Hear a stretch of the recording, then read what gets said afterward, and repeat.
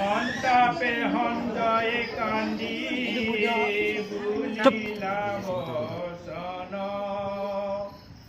নজানিল ৰাজা কিবা ভৈল দুয়োজন